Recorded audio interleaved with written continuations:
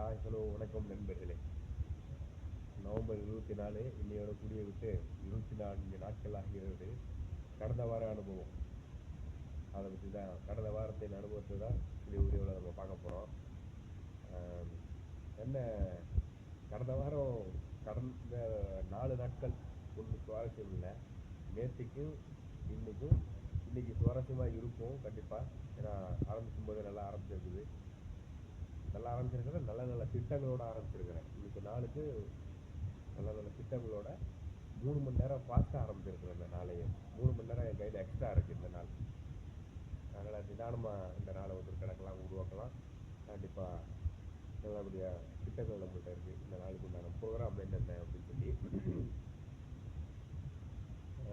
கடந்த ஒரு 4 நாட்கள் இந்த லைவ்ல தான் நம்மளுக்கு வந்துட்டு மைண்டை வந்துட்டு சோதிச்சு விட்டுறாங்க. நம்மளோட சப்ஸ்கிரைபர் லைவ்ல தான் நம்ம வந்துட்டு யாரை நம்புறது யாரை நம்பக்கூடாதுன்னே தெரில தான் சொன்னேன். அப்படிங்கிற மாதிரி தான் லைவ்ல தான் நம்ம எல்லாரையும் எதிர்பார்ப்புகள், வாழ்க்கையில் வந்துட்டு எதிர்பார்ப்புகள் இருந்தாலே ஏமாற்றங்கள் இருக்கும். நம்ம என்றைக்கும் எதிர்பார்க்கக்கூடாது. அதை வந்துட்டு நான் வந்துட்டு நல்லா தானே பேசுகிறீங்க, அதில் வந்துட்டு நம்ம வந்துட்டு அட்வான்டேஜ் எடுத்துக்கிற மாதிரி இருக்கு. அட்வான்டேஜ்னா அதாவது நான் வந்துட்டு எதுவும் அதிகமாக நான் ஏதாவது தவறாக பேசி நீங்கள் அதுக்கு வந்துட்டு கோஆப்ரேட் பண்ணல அப்படிங்கிற மாதிரி சொல்ல வரல. சின்ன சின்ன விஷயங்கள்லேயே நம்மளுக்கு தெரியும். அதனால் நல்லா தான் பேசுகிறாங்க. நீ இப்போ சொல்கிறா மாப்பிள்ள நான் இங்கே கையை எடுத்துக்கிட்டு சாகணுங்கிற மாதிரி பேசுறது சின்னதாக ஒரு விஷயம் சொல்லணும்னா செய்கிறது கிடையாது. அதுலேயே நம்மளுக்கு தெரியுது ரொம்ப ரொம்ப சின்ன விஷயம்தான். அதாவது லைவ் டுகெதர் அதில் வந்துட்டு ஜாயின் பண்ணிருக்கலான்னு கேட்டால் வரல, இல்லை எனக்கு இதெல்லாம் பிடிக்கல. லைவ் டுகெதர்லாம் நம்மளுக்கு வரணும்னா பழக்கம் இல்லை, ஏதாவது ஒன்று காரணங்களை சொல்லி அப்படி போகிறத விட்டுவிட்டு வர்றேன்னு சொல்லி நான் மணிக்கணக்கில் லைவ்ல இதே மாதிரி தனியாக உட்காந்து பேசிக்கிட்டு அந்த அன்டைமில் நீங்கள் வரேன்னு சொல்லிக்கிட்டு வராமல் இருந்துக்கிட்டு எவ்வளோ ஸ்ட்ரெஸ் ஆகும் நம்மளுக்கு. இப்போ நம்ம என்ன சும்மா உட்காந்துட்டு லைவ் ஓப்பிட்டு இருக்கிறோம். நம்மளுக்குன்னு வேலை இருக்குது. இது வந்துட்டு வெளிநாடு. எவ்வளவு பிஸியான ஒரு டைமிங்கில் போயிட்டுருக்கோம். நம்ம ஒவ்வொரு நாளுமே 12 மணி நேரங்கிறது பிஸி. அந்த டைமில் வந்து ஃபோன்லாம் மொபைல்லாம் யூஸ் பண்ண முடியாது. அப்படி வேலை முடிச்சுட்டு 12 மணி நேரம் வேலை செஞ்சு முடிச்சுட்டு அடுத்து 2 மணி நேரம் அப்படியே துருசா வந்து நேரம் உங்களுக்கு லைவ் போடுறேனே எதுக்காக? நீங்கள் எல்லாம் வியூஸ் பார்த்து லைக்ஸ் போட்டு கமெண்ட்ஸ் போட்டு நிறைய பணம் வந்துடுன்றதுக்காகவா? நல்ல நல்ல நட்புகளை சேகரிக்கிறதுக்குதாயா? நல்ல நல்ல கமெண்ட்ஸ், அந்த ஒரு உந்து சக்தி. யாராவது ஏற்கனவே இப்போ நம்மளோட சப்ஸ்கிரைபர்ஸ்லேயே சில பேர் இருக்கிறாங்க குடியை நிப்பாட்டினவங்க. அவங்களோட அனுபவங்கள், அவங்களோட ஆதரவு, அவங்களோட நான் நிப்பாட்டினப்பான்னு சொல்லி கூட நம்மள மாதிரி மனிதர்கள் வாழ்றாங்கன்னும் போது நம்மளுக்கு அது ஒரு பயங்கரமான மோட்டிவேஷனாக இருக்கும். அது உங்களுக்கு எப்படி சொல்றது, வந்தவொடனே சில பேர் பேட் கமெண்ட்ஸ்ல வர்றது. ஆனால் பேட் கமெண்ட்ஸில் வந்தவங்களே நிறைய பேர் இப்பெல்லாம் பேசாதீங்க பாட்டு சொன்ன உடனே டக்குன்னு மாற்றி அவங்கள மாதிரி பழகிறதுக்கு ஆளே கிடையாதுங்கிற மாதிரி ரொம்ப சூப்பராக பழகிறாங்க. ரொம்ப சூப்பர். பேட் கமெண்ட்ஸில் வர்றவங்க பெரும்பாலும் அதாவது நம்மளை மட்டும் குறிப்பிட்டு தாக்கி பேசி வரும்போது அவங்கள வந்துட்டு இப்பெல்லாம் பேசாங்க. இப்போ ஏப்பா அப்படி பேசுறீங்க சொன்னோம்னு வச்சுக்கோங்களேன், அந்த பசங்களை மாதிரி பழகிறதுக்கு வேற யாருமே உதாரணம் சொல்ல முடியாது. அந்த அளவுக்கு நல்லா பழகுவாங்க. என்ன, நம்ம அவங்க வந்துட்டு கொஞ்சம் ஃபீல் பண்ணணும், அவ்வளோதான். ஃபீல் பண்ணணும்னா நம்ம லைவ் அப்படி கிடையாதுப்பா, நம்ம வந்துட்டு இதனால தான் இந்த மாதிரி ஒரு கண்டென்ட்ல நம்ம பேசுகிறோம் அப்படின்னும் போது நம்மளுக்கு அவ்வளோ ஆதரவு கொடுக்குறாங்க. ரொம்ப மனசு சந்தோஷமா இருக்குது. அவன் மனசுல இதுவே வச்சுக்கிறது இல்லை. டக்குன்னு தோணுச்சுன்னா டக்குன்னு மயிர் மட்டும் பேசிடுறேன், அவ்வளவுதான். நம்ம அதை மாற்றிக்கிறோம். அவனுக்கு ஏற்ற மாதிரி நம்ம வந்து மாற்றிக்கிட்டோம் அப்படின்னும் போது கரெக்டாக பேசுகிறேன். ஒரு சில ஃபேக் ஐடி இதுக்குன்னே இருக்குது, பேட் கமெண்ட்ஸ் பேசுகிறதுக்குன்னே இருக்குது. அதையெல்லாம் நம்ம வந்துட்டு திருத்த முடியாது. நம்மளோட லைவில் இப்படிதான்னு சொல்லி மாற்றவும் முடியாது. அவங்க நல்ல லைவை கொண்டு போய் கொலாப்ஸ் பண்ணுறது தான் அவங்க வேலையே. படக்குன்னு நம்ம லைவ் வர டைம் அது மாதிரி நைட் அன் டைம் நம்மளுக்கு அந்த நேரத்தில் வேலை முடியுது. இங்கே மலேசியா டைமில் ஒரு 1:30 மணிக்கு நான் லைவ் வரேன் அப்படின்னா ஊருக்கிட்டுக்கு 10:45 11 மணிக்கு மேலே ஆகிடும் நான் லைவ் வரும்போது. அப்போ அந்த டைம் பேட் கமெண்ட்ஸ் பண்ணுறதுக்குன்னே வெயிட் பண்ணுவாங்க. என்ன பண்ணுறது, நம்ம டைமிங் வரக்கூடிய டைமிங் நம்மளுக்கு வேலை டைமிங் எப்படி. நம்ம இன்னும் ஊரில் சும்மாவாக போயிருக்கோம். திருப்பூரில் டெய்லர் வேலை செஞ்சுருந்தேன்னா அருமையாக லைவ் போடலாம். லைவ் போட்டுக்கிட்டே கூட வேலை செய்வேன். சாயந்தர நேரத்தில் லைவ் போடுவேன். நைட்டு 8 மணிக்கு மேலே லைவ் போடுவேன். இங்கே அப்படி கிடையாது இல்லை, வேலை முடிக்கிறத நைட்டு 1:30 மணி ஆகிடும். அதனால் அப்படியே இதே யூனிஃபார்ம்லேயே அப்படியே வேலை முடிஞ்சோடனே துருசாக அப்படியே வந்து லைவ் போடுறேன். கொஞ்சம் கோஆப்ரேஷன் தான். நம்மளுக்கு 12 மணி நேரம் அங்கே உள்ள வேலை செய்கிறோம் அப்படின்னா, எங்கள் கடையில் என்னைய மாதிரி வேலை செய்கிறதுக்கு எவனுமே கிடையாது. நான் உண்மையாக சொல்லுவேன். இந்த வீடியோவை எங்கள் ஓனரே பார்த்தாலும் எந்த ஒரு இதுவுமே சொல்ல மாட்டார். ஏன்னா நான் அந்த அளவுக்கு வந்துட்டு நல்லா திறமையாக வேலை செய்கிறேன்றது எல்லாருக்குமே தெரியும் எங்கள் கடையில். எங்கள்லேயே நிறைய பேருக்கு சம்பளம் ஏற்றக்குறைவுகள் இருக்குது. சீனியர் புதுசாக வந்தவங்கன்னு சொல்லி அந்த சீனியர்னாலேயே என்னால் அவங்களுக்கு நிறைய அறிவு, தொழிலில் வந்துட்டு நிறைய அறிவு இருக்குது. ஆனாலும் அவங்களால என்ன மாதிரி வேலை செய்ய முடியாது. அந்த ஸ்பீடுலேயும் எனக்கு தெரிஞ்ச வேலையை நான் சிறப்பாக தரமாக செய்வேன். அதில் நம்மளை அடிச்சிக்க முடியாதுன்னு வச்சுங்க. அப்புறம் தான் யோசித்தேன், இதே திருப்பூர்லலாம் இருந்திருந்தேன்னா நம்ம நாடு, நம்ம மொழி, நம்ம தொழில், நம்ம நட்பு வட்டாரம், நம்ம கான்ட்ராக்ட்காரரு அப்படி சொல்லி ஒரு இது எல்லாமே நம்மளுக்கு சாதகமாக இருக்குது. நல்ல தொழில், சிங்கத்தொழில், நல்லா சம்பாதிக்கலாம். அதில் எல்லாம் இருந்தும் அதை நான் சரியாக பயன்படுத்திக்கல. தொழிலில் கான்சென்ட்ரேட் பண்ணல. இப்போ கூட சொன்னேன்ல, இதே ஊரில் இருந்தால் நான் ஃபோன்லேயே அப்படியே தச்சுக்கிட்டே லைவ் போடுவேன் அப்படின்னு சொல்லி. அப்போல்லாம் பாட்டு கேட்டுக்கிட்டு கவனங்களை சிதறடிச்சுக்கிட்டு வேலை செஞ்சுக்கிட்டு டெய்லர் வேலை அப்படி ஒன்றும் ரொம்ப கஷ்டமாக இருக்காது. திருப்பூர் டெய்லருங்களா அப்படி தைக்கும்போது என்னோடய கவனங்கள் தொழிலில் இல்லை. சும்மா அப்படியே போகிறோம், தைக்கிறோம், ஒரு 1000 ரூபாய்க்கு தைக்கிறோமா, ஒரு 1500 ரூபாய்க்கு தைக்கிறோமா அப்படின்னு சொல்லி வந்துக்கிட்டு இருந்தேன். ஆனால் இங்கே வந்தப்போ தான் தெரிஞ்சுது, நாடு விட்டு நாடு வந்தாச்சு. தொழில் தெரியாது, மொழி தெரியாது, எதுவுமே தெரியாமல் வந்தேன். வந்துட்டு எப்படி இருக்கும், கஷ்டமாக இருக்கும்ல. ஒன்றுமே தெரியாது எனக்கு. உடம்பும் குடிச்சு ரொம்ப வீக்கு. வந்தப்போல்லாம் அப்படியே கையெல்லாம் நடுங்கும். பிளேட்டெல்லாம் எடுக்கும்போது, சப்ளையர் வேலை செய்யும்போது பிளேட்டெல்லாம் எடுக்கும்போது கையெல்லாம் நடுங்கும். பிளேட்டெல்லாம் எடுத்துகிட்டு போக முடியாது, அப்படிலாம் இருந்தது. அதுக்கப்புறம் தான் வெளிநாட்டில் எப்படி இருக்கணும், இங்கே ஏன் 12 மணி நேரம் எப்படி 12 மணி நேரம் வேலையே செய்ய முடியல. ஃபஸ்ட்டு டபுள் டைமிங் வந்து அங்கே 6 மணி நேரம் உட்காராமல் வேலை செஞ்சுட்டு வந்து இங்கே படுத்தா அடுத்த அரை ஷிஃப்ட்டுக்கு வேலைக்கு போக முடியாது. அந்த அரை ஷிஃப்ட்டுக்கு நான் பகலில் தூங்கி பழக்கம் இல்லை. அப்படியே பகலில் இதாகிட்டாலும் தூங்காமல் அப்படியே வேலை செஞ்சுட்டு அப்படியே 7 மணிக்கு போய் வேலை செஞ்சாலும் காலையில் வேலைக்கு போக முடியாது. ரொம்ப கஷ்டமாக இருந்தது. அப்புறம் தான் நான் நல்லா வேலை செய்கிறத பார்த்து 12 மணி நேரம் வேலை செய்ய வேண்டாம்னு சொல்லி ஓனர் என்னை மாற்றினார் ரம்ஜானுக்கு. அந்த டைமில் மாற்றி அதுக்கப்புறம் தான் சிந்தித்தேன். 12 மணி நேரம் அண்ணன், தம்பி, சொந்தம், பந்தம், ஊர், நட்பு, அம்மா, அப்பா, நம்ம பழைய தொழில் எல்லாம் இந்தியாவோட முடிஞ்சிச்சு. இது மலேசியா, நம்ம இருக்கிறது வேலைக்கு. இங்கே சம்பளம் கம்மி தான் நான் சம்பாதிச்சதோட ஊரில். அப்போ நம்ம இருக்கும்போது அதை அனுபவிக்கல. இனிமேல் நம்ம பார்த்துக்கணும்டான்னு சொல்லி என்னை நானே மாற்றி 12 மணி நேரமும் என்னோடய கவனத்தை என் தொழிலில் காமிச்சேன். ரொட்டி மாஸ்டர் ஆனேன் 3வது மாதத்துலேயே. இங்கே 7 வருஷம் 8 வருஷம் வேலை செய்யக்கூடியவங்களாம் இருக்கிறாங்க. அவங்க முன்னாடி 3வது மாதத்துலேயே ரொட்டி மாஸ்டர் ஆகிறதுங்கிறது சாதாரண விஷயம் கிடையாது. அந்த வாய்ப்புகளெல்லாம் எனக்கு முதலாளிமார்கள் ஏற்படுத்தி கொடுத்தாங்க. அவங்களுக்கு நான் நன்றி சொல்லணும். ரொம்ப கஷ்டப்பட்டு வேலை செய்கிறான்னு சொல்லி எல்லோரும் முன்னாடி நம்ம ரொம்ப அதிகமாக வேலை செய்கிறோன்னும் போது நம்ம பார்த்து பாவப்பட்டு அவங்களே வந்துட்டு ரொட்டி மாஸ்டராக நீ ஆக உன்னெல்லாம் முடியும்னு சொல்லி என்னை மோட்டிவேஷன் பண்ணி என்னை ரொட்டி மாஸ்டராக ட்ரைனிங் கொடுத்து உருவாக்கினாங்க. அதை நான் உடனே தக்க வச்சுக்கிட்டேன், உருவாக்கிக்கிட்டேன். இப்போ வந்துட்டு என்னோடய ரொட்டி வேலையிலையும் சரி, சப்ளையர் வேலையும் சரி, எனக்கு தெரிஞ்சதை நான் என்னால் எவ்வளோ 100% கொடுக்க முடியுமோ அவ்வளோக்கு 100% கொடுக்குறேன். என்னை மாதிரி வேலை செய்கிறதுக்கு யாருமே கிடையாது அப்படிங்கிற மாதிரி. ரொம்ப மகிழ்ச்சி. இந்த லைவ் போடுறதன் மூலமாக தான் கொஞ்சம் நம்மளுக்கு வந்துட்டு மன ரீதியாக டிஸ்டர்ப் ஆகுது. அதை நான் கொஞ்சம் மாற்றிக்கணும். அதுக்காக கொஞ்சம் நான் வந்துட்டு யோசிக்கணும், பார்ப்போம் என்னென்னு. ஒவ்வொரு நாளுமே முக்கியம். ஒவ்வொரு நாளும் நம்ம 12 மணி நேரம் வந்துட்டு நம்ம வேலை செஞ்சுட்டு அங்கேருந்து வந்து இருக்கக்கூடிய மீதி நேரங்களில் லைவை போட்டு நம்ம மனசை வந்துட்டு டிஸ்டர்ப் பண்ணிக்கக்கூடாது. அந்த நாளே நாசமாக போகிற மாதிரி அது. அதனால் அதை கொஞ்சம் நான் கவனத்தை செலுத்தி கொஞ்சம் அதுக்கு என்ன ஏதுன்னு ஏற்பாடு பண்ணணும். பேசாமல் ஷார்ட்ஸே போட்டுட்டு போயிடலாமா, இல்லை லைவ் வந்தாலும் எப்படி நடந்துக்கணும் என்ன ஏதுன்னு கொஞ்சம் நான் என்னை மாற்றிக்கணும். அதுக்காக நான் முயற்சி பண்ணுறேன். 216 பேர் வந்திருக்கீங்க இந்த வாரத்தில். மொத்தமாக நம்மள்ட்ட இந்த மாதத்தின் இறுதியில் 216 சப்ஸ்கிரைபர்ஸ் நம்மளுக்கு. அதுலேயும் ரொம்ப மகிழ்ச்சி எனக்கு. ஓகே, எல்லாம் கடவுளுக்கு தான் நன்றி. வரைக்கும் எல்லாம் நல்லபடியாக போயிட்டுருக்குது. இன்றைக்கி நான் 10 மணிக்கே அலாரம் வச்சு எழுந்திரிச்சிட்டேன். நேற்று நைட்டு தூக்கம் வரல. ஏன்னா நான் வந்துட்டு தண்ணி மாஸ்டர்னு சொல்லுவாங்க, ஐ மாஸ்டர்னு சொல்லுவாங்க. ஐ மாஸ்டர்னா ஜூஸு, டீ மாஸ்டர்னு வச்சுங்களேன். அந்த வேலை நான் பழக போகிறேன். நான் வந்தப்போ என்னோடய முதலாளிமார்கள் நல்லா வேலை செய்கிறேன்னு சொல்லி என்னை தான் தண்ணி மாஸ்டர் ஆகிறதுக்கு ட்ரைனிங் கொடுக்க சொன்னாங்க ஒரு தமிழ் ஆள்கிட்ட. அவர் அப்போதைக்கு வந்துட்டு ஏற்கனவே இருக்கும் சீனியர்ஸு, அவங்களுக்கு வந்துட்டு இதாகும்ல. நான் வந்த புதுசு, எனக்கு ஒன்றுமே தெரியாது. அப்போ என்னை மாஸ்டர் ஆகணுன்னா அவங்களுக்கு கொஞ்சம் இதாகும்ல, அந்த ஒரு டென்ஷன்னு. அவங்க வந்துட்டு என் கூட போட்டி போட்டு அதில் ஒரு பையன் வந்துட்டு பேர் சொல்ல விரும்பல, ஒரு கொல்கத்தா பையன், நல்ல திறமையான பையன், நல்ல பையன். அவன் வந்துட்டு தண்ணி மாஸ்டர் ஆகிட்டான்.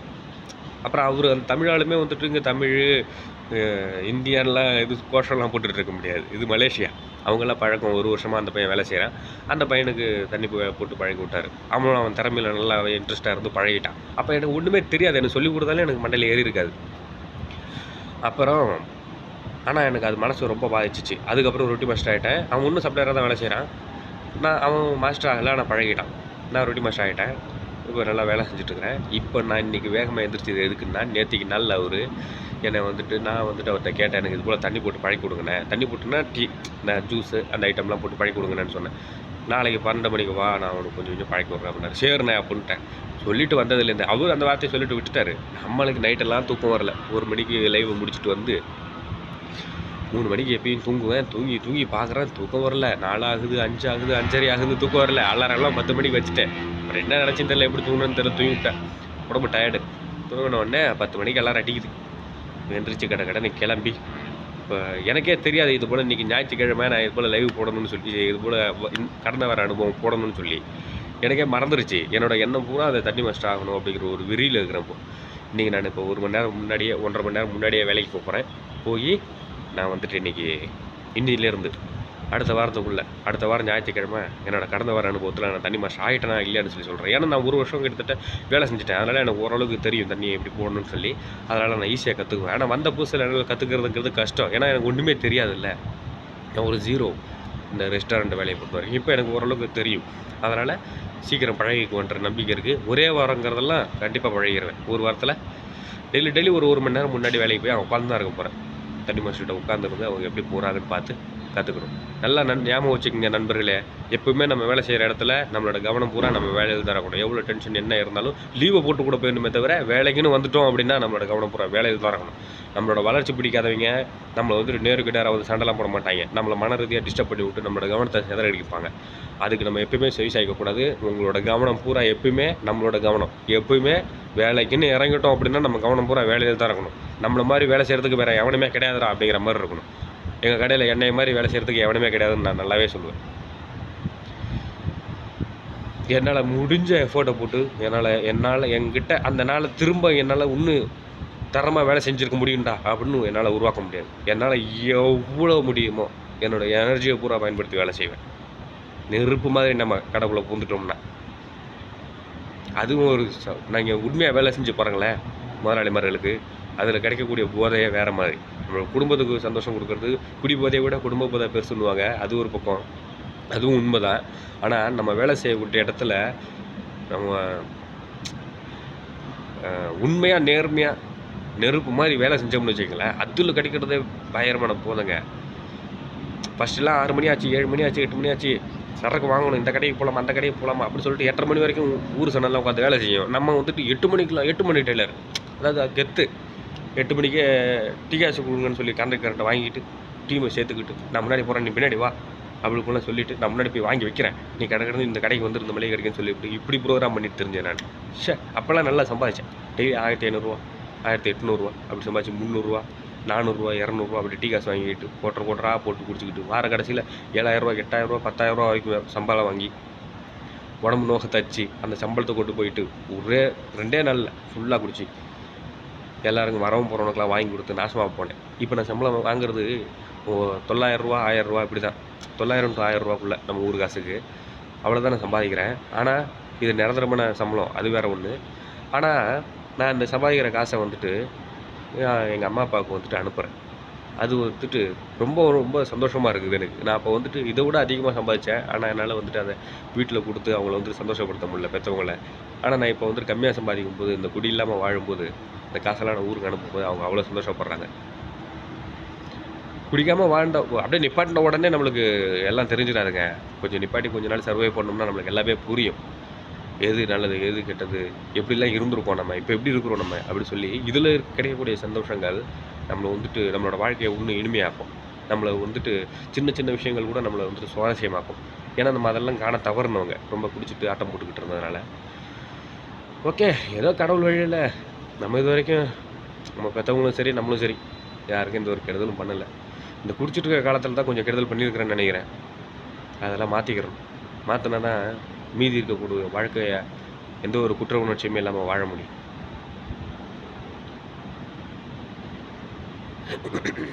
சரி, ஓகே நண்பர்களே, கடந்த வாரத்துக்குன்னு சொல்லி மார்க்கை கொடுத்தேன் அப்படின்னா இந்த 2 நாள், கடந்த 2 நாள் அதுக்காகவே மார்க் அதிகமாக கொடுக்கணும். ஆனால் அதுக்கு முன்னாடி இந்த 4 நாட்கள் ரொம்ப ஸ்ட்ரெஸ் ஆகிப்போச்சு. இந்த லைவ்னால தான் பார்த்துக்கிறேன். அதுக்கு வந்துட்டு ஏற்பாடு பண்ணுறேன். அடுத்த வாரத்துக்குள்ளே நம்மளோட டார்கெட் என்னென்னா, இந்த வாரத்தில் ஒரு டார்கெட், ஒரு சபதம் ஒன்று எடுக்கிறோம். அடுத்த வாரம் ஞாயிற்றுக்கிழமை நான் கடந்த வாரம் அனுபவம் போடும்போது நான் வந்துட்டு ஐ மாஸ்டர் ஆகிருக்கணும். ஐ மாஸ்டர்னா டீ மாஸ்டர் ஆகிறேன்.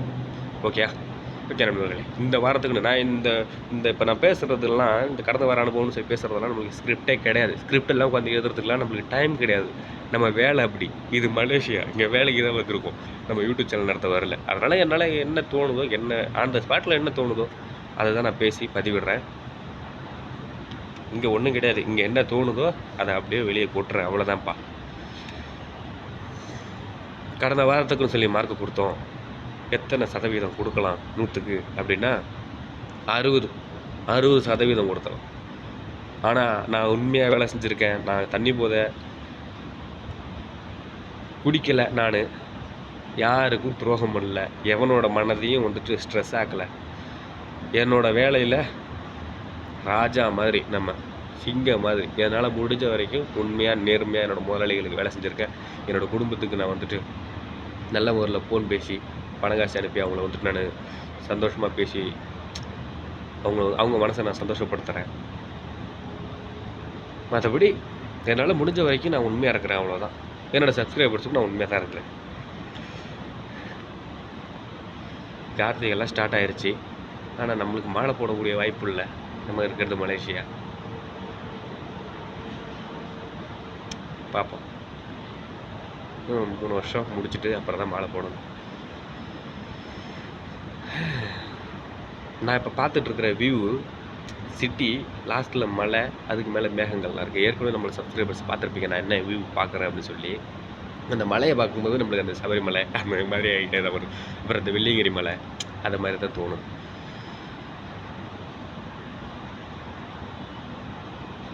அங்கெல்லாம் எங்கே போகிறது? இல்லை, எப்போ நான் திரும்ப ஊருக்கு போயிட்டு உடனே 1 மாதத்தில் திரும்ப மலேசியா வருவானா, இல்லை ஊருக்கு போயிட்டு அப்படியே அங்கே ஏதாவது தொழில்களை செஞ்சு அப்படியே செட்டில் ஆவானா? இந்த 3 வருஷம் வேலை செய்யக்கூடிய காசு எனக்கு பத்த போகிறது கிடையாது கண்டிப்பாக. ஆனால் கடவுள் தான் பார்த்துப்போம், என்ன நடக்குதுன்னு பார்ப்போம். வாய்ப்பு இருந்தால் வெள்ளிங்கிரி ஆண்டவரையும் ஐயப்பனையும் பார்ப்போம், முருகரையும் பழனி முருகரையும் பார்ப்போம். நேற்றுக்கு எங்கள் பாகிஸ்தான்காரரு ஒருத்தர் ஆக்சிடெண்ட் ஆகி, நான் இப்போ இருக்கிற இந்த இதுலேயே மேல் இதில் இருக்கிறாரு, மேல் ஃப்ளோரில் ஒரு மாடி தான் மேல் இதில் இருக்கிறாரு. இந்த லாஸ்ட்டில் இந்த லாஸ்ட் ரூமு மேலே அங்கே உள்ள ஒரு ஆக்சிடெண்ட் ஆகிடுச்சு. இங்கே மலேசியாவில் ஆக்சிடெண்ட் ஆகிடுச்சு. இப்போ ஊருக்கு போகிறதுக்கு காசு இல்லாமல் பணம் ரெடி பண்ணாங்க. எங்கள் கடையில் வேலை செய்யக்கூடிய ஹேண்ட் மாஸ்டர் எல்லோரும் 5 வெள்ளி 10 வெள்ளின்னு கொடுத்துருப்பாங்களாட்டுக்கு, எனக்கு தெரியல. ஆன் த ஸ்பாட்டில் அப்படி கேட்ட உடனே டக்குன்னு முதலாளி கேட்டார், ஏதாவது கொடுக்குறியா அப்படின்னு கேட்டேன். டக்குன்னு 50 வெள்ளி கொடுத்துருங்க. என்னடா 50 வெள்ளி கொடுக்குறேங்கிற? அம்மா கொடுத்தா என்ன 1000 ரூபா கூட வராது. 50 வெள்ளி அவங்க நாட்டுக்கு பாகிஸ்தான் காசுக்கு எவ்வளோ வரும்னு தெரியாது. நம்ம காசுக்கு 1000 ரூபா கூட வரல. 50 வெள்ளிங்கிறது ஒரு நாள் சம்பளம் கொடுத்ததாக இருக்கட்டும் அப்படி சொல்லி கொடுத்துடுங்க அப்படி சொன்னேன். திரும்ப கேட்டேன், கொடுத்துருங்க அவ்வளோதான் அப்படின்ட்டு வந்துட்டேன். அந்த இடத்த விட்டு சும்மா அப்படியே வந்துட்டு ஏன் கொடுக்குறேன் பாவம் அப்படி இப்படிலாம் நான் பேச விரும்பலை. ஒரே வார்த்தை மட்டும் சொன்னேன், எத்தனையோ பேருக்கெல்லாம் குடிச்சிட்டு இருக்கும்போது எவ்வளவோ செலவு பண்ணியிருக்கேன். நானும் இந்த 50 வெள்ளிலாம் ஏமாத்திரம் நான் குடிக்கும்போது, அதனால் நல்ல செலவுகள் தான் நான் செஞ்சுட்டு போகிறேன் அப்படி சொல்லிட்டு டக்குன்னு அந்த இடத்த விட்டு வந்துட்டேன். ஏன்னா நம்ம கொடுக்கக்கூடிய காசுக்கு நம்ம விளக்கம் கொடுத்துக்கிட்டோம்னா அதில் வந்துட்டு ஒரு கிக்கு இருக்காது, அதில் ஒரு போதை இருக்காது சும்மா. அப்புறம் வந்துட்டு அவர் வந்துட்டு அவரோட ஃபோட்டோஸ் எல்லாம் காமிச்சார். அவர் இந்த மேலே ரூமில் தான் இருக்கிறாரு. இப்போ அப்படியே படுத்துருக்காரு, ஆக்சிடெண்ட் ஆகிருக்குது, அடிப்பட்டுருக்குது அப்படின்ற மாதிரி. நான் சரியாக ஃபோட்டோஸ் பார்த்துட்டு அப்படியே வந்துட்டு அதோட இருக்குது. நான் அந்த நேரத்தில் எல்லாருமே என்னை விட அதிகமாக சம்பளம் வாங்கக்கூடியவங்க கூட 5 வெள்ளி 10 வெள்ளி அப்படி தான் கொடுக்குறாங்க. நான் 50 வெள்ளி கொடுத்துருக்கேன். ஆனால் அந்த ஸ்பாட்டில் அங்கே கேட்ட உடனே மற்றவங்க எவ்வளோ கொடுத்துருக்காங்க, நம்ம எவ்வளோ கொடுக்கணும் அப்படின்னு கூட எந்த ஒரு சிந்தனையுமே இல்லாமல் டக்குன்னு 50 வெள்ளின்னு எனக்கு வாயில் வந்தது. ஏன்னா அவர் வேண்டுற ப்ரேயர், அவங்க வேண்டுறாங்கல்ல கடவுளை நான் எப்படியா ஊருக்கு போகணும் அப்படி சொல்லி வேண்டுறதோட ப்ரேயர் தான், அவர் வேண்டக்கூடிய கடவுள் தான் அந்த உணர்வை எனக்குள்ளே உந்துறாருன்னு நினைக்கிறேன். அதுதான் டக்குன்னு அந்த நேரத்தில் என்னை வந்துட்டு 50 வெள்ளின்னு சொல்ல வைக்குது, என்னை வந்துட்டு கொடுக்க வைக்குது அப்படின்னு தான் நான் நினைக்கிறேன். அது இந்த பிரபஞ்ச சக்தியோ, கடவுளோ, இல்லை அவர் கும்பிடக்கூடிய அல்லாவோ, யாராக இருந்தாலும் சரி, அந்த கடவுள் தான். இது வந்துட்டு சாதாரண விஷயமும் கிடையாது. இது வந்துட்டு உதவி செய்கிறதுக்கு இந்த மாதிரி வாய்ப்புகள் கிடைக்கிறது யாருக்கு கிடைக்கும்? நிறைய பேருக்கு உதவி செய்யக்கூடிய மனப்பான்மைகள் இருக்கும். ஆனால் இது மாதிரி மனுஷங்களை வந்துட்டு ஆக்சிடென்ட் ஆகி ஊருக்கு போக முடியாமல் கஷ்டப்படக்கூடிய சுச்சுவேஷன், அந்த செய்தி நம்மளுக்கு அந்த நேரத்தில் நம்ம கையில் காசு கொடுக்கக்கூடிய சுச்சுவேஷனில் நம்ம இருந்து டக்குன்னு அந்த 50 வெள்ளியும் சொல்லி கொடுக்குறதெல்லாம் வாய்ப்பு. இதை கடவுளை எனக்கு ஏற்படுத்தி கொடுத்தாருன்னு தான் சொல்லணும்.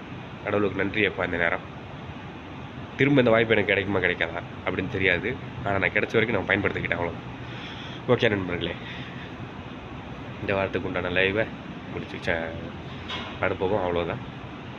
அடுத்த வாரம் ஐ மாஸ்டர் ஆனனா இல்லையாங்கிறது தான் மேட்ரு. அடுத்த வாரம் அனுபவத்தில் பார்ப்போம். ஓகேயா? ஓகே, வேறு என்ன, வேறு அவ்வளோ.